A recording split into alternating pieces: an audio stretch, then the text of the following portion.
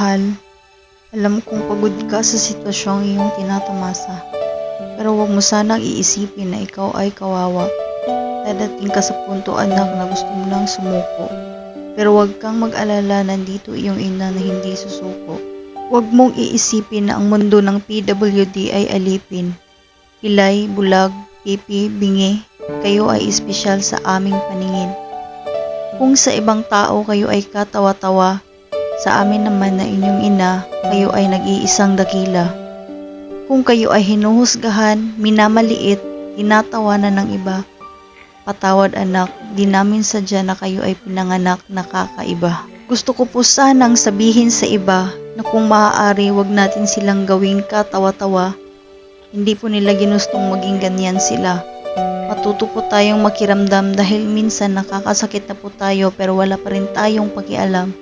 Kailangan po nila ng ating suporta at hindi ang panghuhusga para kahit minsan naman maramdaman nila na sila ay mahalaga. Di ko alam saan sisimulan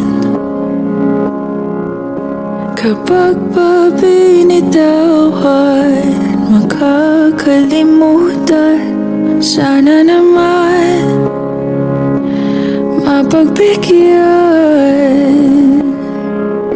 ng kahit konting oras para magpaalam. Sana maintindihan. Di ko pa yata kayang hindi ka na makita pagising sa umaga. Ikaw lang naman ang hanap, ikaw lang ang pinangarap noon.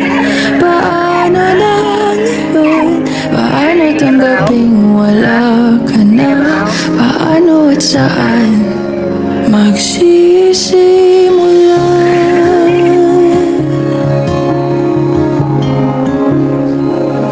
Kung nasan ka man, sana mapakinggan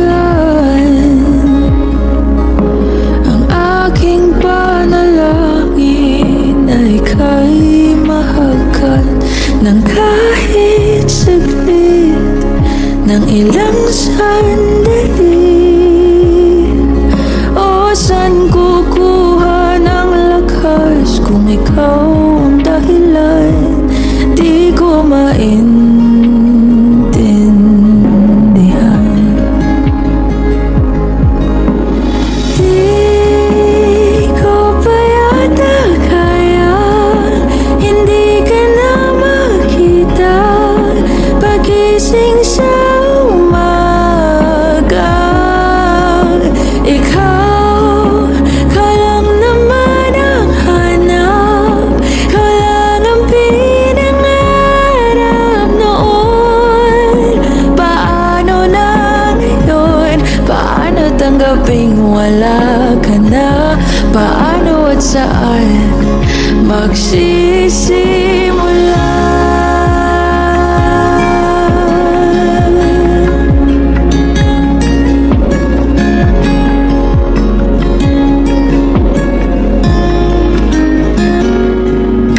Kahit di pa yata kayang hindi ka na makita babangon sa umaga, hindi ko pa man makuha, mahahanap rin ang kalma.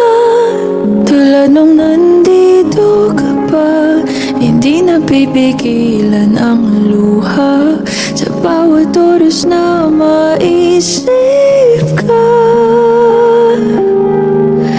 Hindi mawawala ng pag-asa sa pagitan ng wakas at ng simula.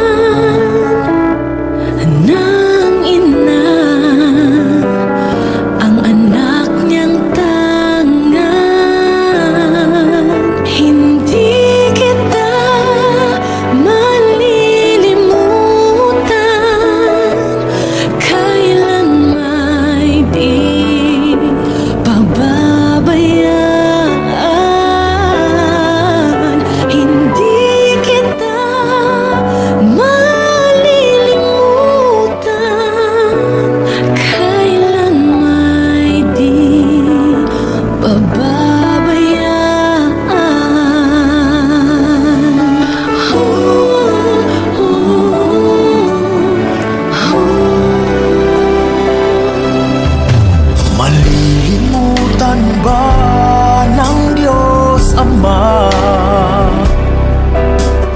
na ikaw ay katumbas ng buhay niya? Mula ika'y sanggol, inalagaan niya. Paano niya matatalikdan? Minsa'y ating nakakalimutan